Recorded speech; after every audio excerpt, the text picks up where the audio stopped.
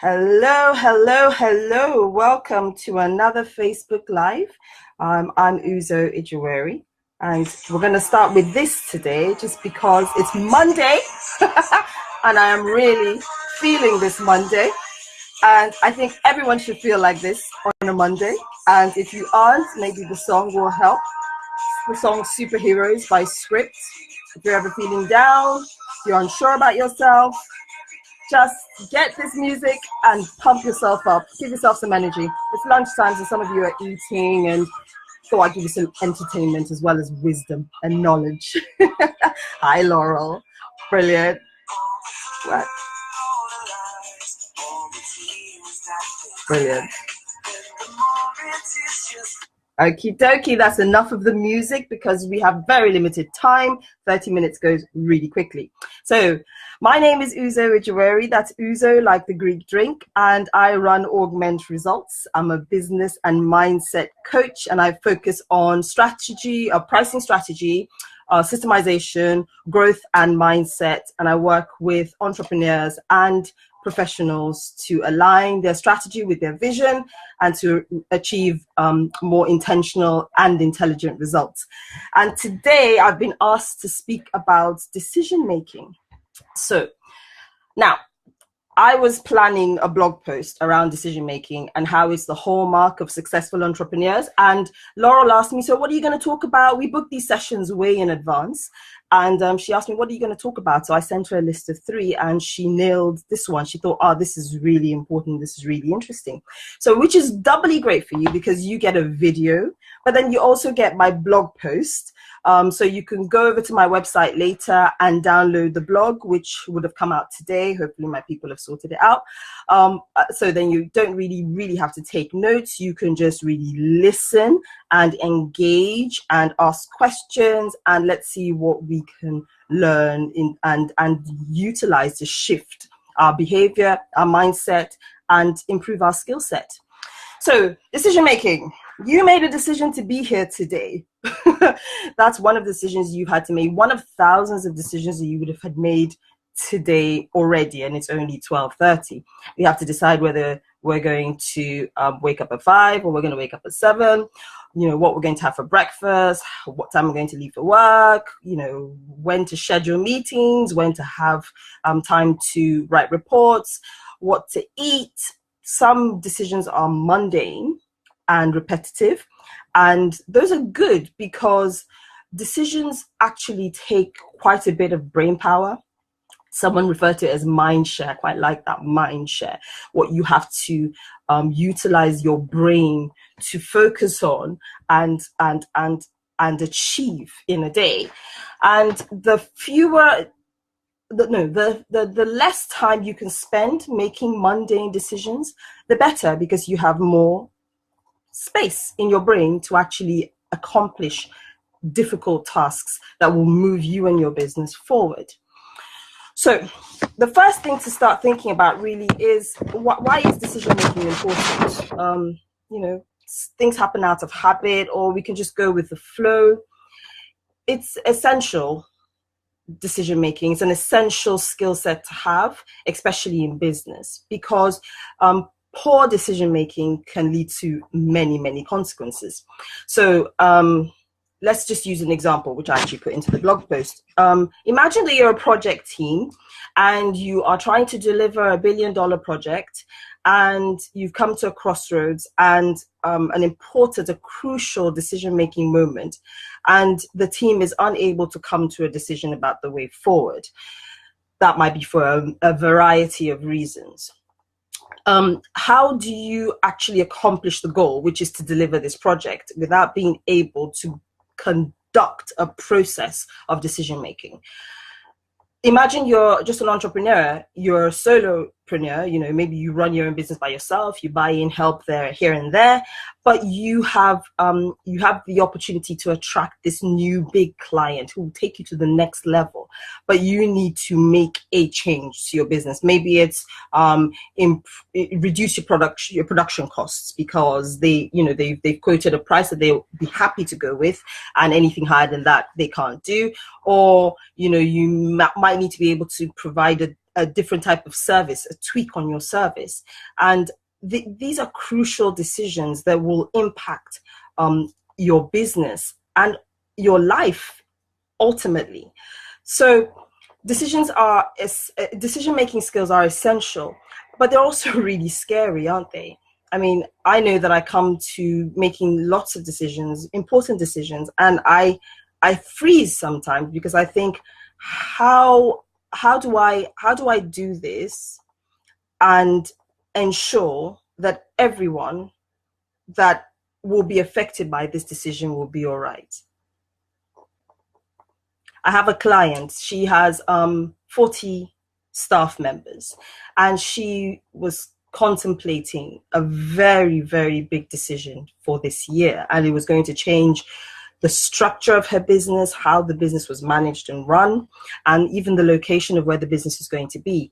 And whilst this change would have meant a huge difference in terms of profitability and would have really moved the company forward, she was really, really concerned about how making that change was going to impact all the people that worked for her. And so it was a very difficult decision to come to. Other reasons why decision-making is ineffectiveness in decision-making is problematic is because, as well as affecting the people around you, it affects your business productivity, it affects your growth, it can affect your profits, it affects hugely innovation and creativity.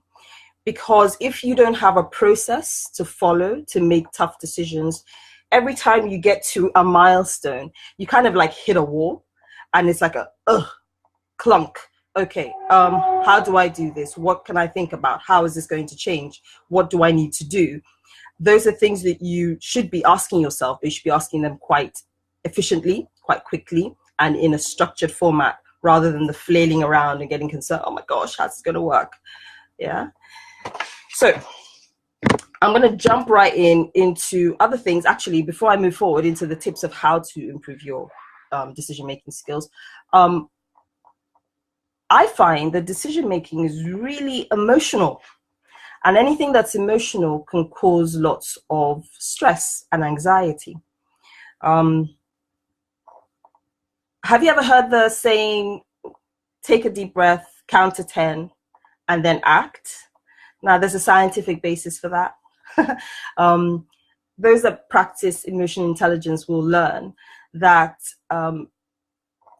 in the first 6 seconds of an emotional response to something that has happened, your brain is flooded by tons of chemicals that make it impossible to think logically. Now, after the 6 seconds have passed, the chemicals start to dissipate. And by the 10th second, your logical brain is functioning again in conjunction with your emotional brain. And then you can make a more logical decision. So when they say take a breath, count to 10, there's a reason for that. We can't make good decisions when we're emotional. Emotions are very important. As an emotional intelligence practitioner, I use emotions in my decision making. They're powerful, they're information, but they cannot be the complete basis of the decisions you make. So when is as important as what decisions you make. So going about making decisions when you're angry or highly stressed or anxious will not serve you, because important decisions will have impact, like we've discussed. They're emotional. They can be course altering, and that's a big thing for people. They're an unknown quantity, really. We do not know we don't know for sure, for certain, what our decisions will take us, where our decisions will take us. And so that uncertainty can be very uncomfortable. And we could just sometimes feel completely out of depth. There's some decisions that are very big decisions and they can feel bigger than us. But every decision, every challenge has a solution. It might not be the perfect solution, but there is a solution. And it's about learning the process of making those solutions. So to start off, my first tip for improving your decision making, to impact your business, to improve your career, to help you be less stressed and less anxious, is to make a decision. I have a client. We were working on her pricing strategy, and I had made my recommendations about which of the 3 options that we had finalized or we come down to, I felt was the best option for her business. And she trusts me, and she was quite happy to hear my recommendation. But then when it came time to implement, the what if started. What if my customers aren't happy about this and I lose business? What if this isn't the right thing to do and we've priced it too high or too low? What if I go bust because of this decision? You know, those are important questions. But at some point in your process, you have to actually be willing to make a decision and take action. Because then something happens, and then you get the information back and decide. That leads me on to my second point: clearly define what the issue is. You can't imagine how many times I've asked a client, okay, so why are we trying to change this process? And the answer comes back, well, we were thinking that it might be a good idea because others in our industry have done the same thing. That's not a very good reason to make change. A better reason to have made change would be, we've done some analysis and we've got some customer research that tells us that they are interested in seeing X, Y, and Z from us, and we want to explore the potential of delivering this change. Then you have a more solid basis from which to work. Okay, so the reason why we're doing this is because customers want to see this. It becomes a clearer mission statement in our mind, and something that we are working towards. Which brings me to my third tip: know your goals.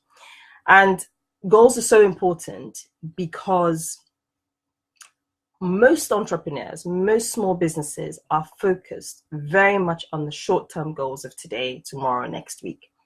And it's about working from day to day to day to day and making sure that things are moving, but not necessarily moving in the direction of our ultimate goal. I know lots of small businesses write business plans and never look at them once the business plans are done, and that's because of probably the archaic way in which they're developing these business plans. And that really hinders your growth, because without really focusing on your target, you cannot hit it. So be really clear about what your goals are with respect to the challenges you face and the decisions you have to make.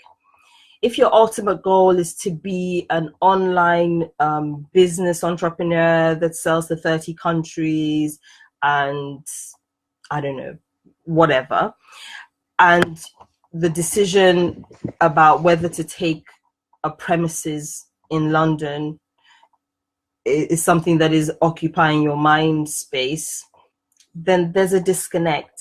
Because if you want to be online, really maybe the brick and mortar is not the most essential thing to be worrying about now. It should be more about investment in technology, investment in systems, that's going to push your business forward, and so that you will be where you want to be in the next 5 years. So really think about your long-term goals with respect to your daily challenges and make sure that you're going in the right direction. Yeah. Another tip is brainstorming. Brainstorming, wonderful. If you have a team, please brainstorm with your team. The different perspectives that will come up will be really useful for you. If you don't have a team, make a team.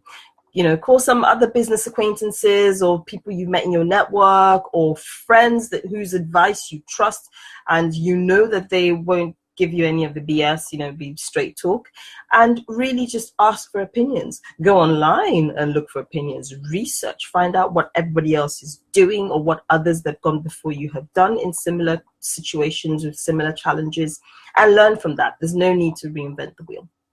Okay. Data. This is something that small business people just do not like to focus on.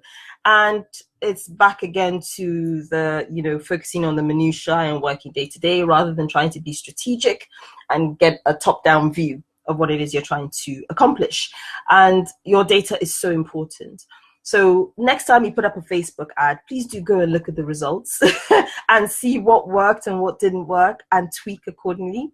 If you conduct a survey, actually analyze those results rather than just the top line. Really delve deeper, dig, go back and ask further questions. If you're conducting customer research, whatever it is, whatever data points that you're tracking, track them religiously and analyze them, and then gather the information that's providing you and use that to implement your next steps. So gather your data, and that data is just as important for making decisions as running your business.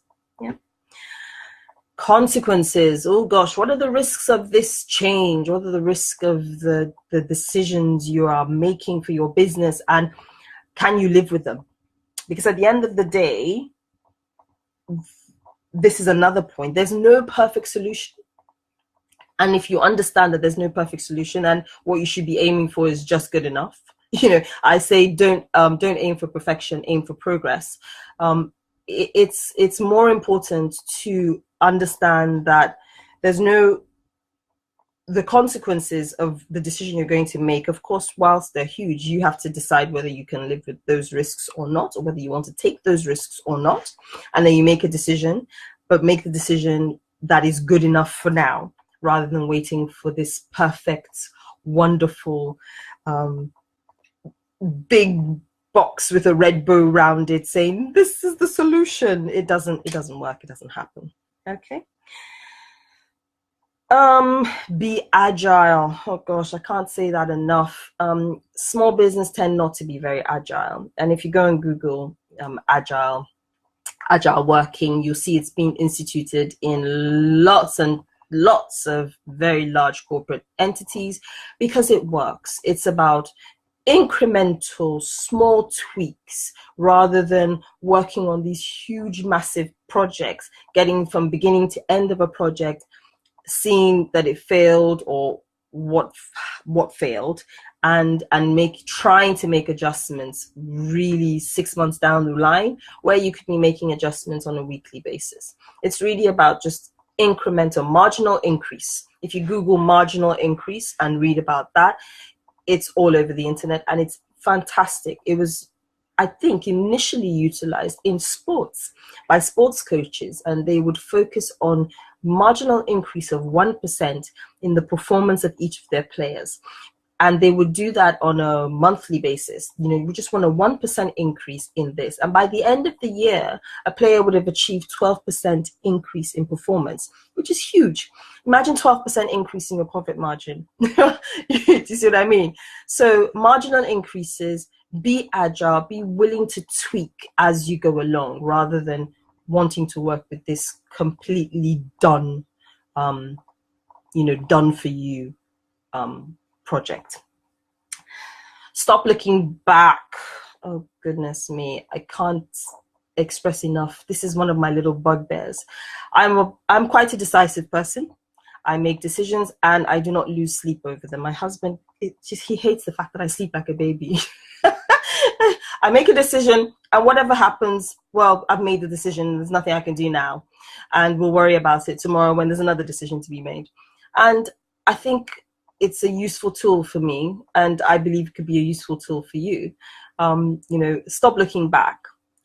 If things don't work, that's fine. Fix them. Have you ever heard the saying, successful entrepreneurs fail fast? So they fail quickly. So they'll implement a change, or they'll implement some sort of process based on a decision they make. They'll watch it. If it works, fantastic. If it doesn't work, they'll stop it, fix it, start again, move on. It's, you know, it can be counterintuitive, especially if you're the more anxious type of person. But then as you develop your decision-making skill set, you'll have more faith and more confidence in the decisions that you make. And so you'll be less inclined to worry and look backwards. But you must start to train your brain to actually do the things that you need to do when you need to do them. What's my last tip? Oh, yes. I think I've already mentioned this, but I can't stress it enough. Be mindful of when you make decisions, not just what you do. And I did say that. I brought that into a point earlier. It's really about creating the optimum circumstances in which to make the best decisions possible. I know I might be sounding slightly flippant, and I apologize if you feel that, but I do believe that self-awareness, knowing who you are in your business, in your career, is one of the most important tools you can ever utilize, because it will highlight for you what your strengths and limitations are, and you can work within that. If you're limited in your decision-making ability, then you need to be putting these tips into play, but also creating structures to assist you to make those decisions. And one of the things I do for my clients is thought partnership. So what is a thought partner? They'll have a decision to make and they'll not be sure about what to do, and they'll give me a call and they go, Uzo, these are the 2 or 3 options and I would love to have your opinion. They won't tell me what they're thinking, and I will give my opinion based on the information at hand and my experience and all the other factors that come to play, and I'll make a recommendation. And they'll either take that or not. But I'll either reinforce their thinking because I've decided that the option they've chosen coincidentally is the option I would choose, and so they feel more comfortable, or I give them something to think about, different perspective, and think, actually, no, the way I was leaning was actually the right way for me because you don't have this XYZ piece of the information. So I can be confident I'm going to make this decision. That's a tool that you can utilize. Find thought partners to work with, but be aware, be mindful of who you are in this process and how you do things. Okay. Right. I don't know if we have anyone to ask any questions, but if you do, I would love to have them. If you're a replay viewer, thank you so much for watching this. And do leave me comments and maybe send your questions in. I will definitely respond to them. Make sure you tag me so that I know they're there, and I'll definitely come and respond to them however I can. And if you have any other questions, if you have questions about pricing or systemization, send those along as well. You're welcome, Laurel. Laurel says, fabulous tips, and thank you so much for giving us your time and expertise. You're most welcome. But do get in touch with me. I've left a whole bunch of ways that you can contact me in the notes attached to this video. I offer free 15-minute consultations on your business. There's no what are those things called? No risk and none of that stuff, and we'll just have a chat about where you are, what you're doing, and what you're trying to accomplish, and I'll give you my 2 cents. But thank you so much for having me. I hope you have a wonderful day. Actually, I'm going to go back to playing my music because I think it's a wonderful way to end. So have a wonderful Monday, people. Take care. God bless. Bye-bye.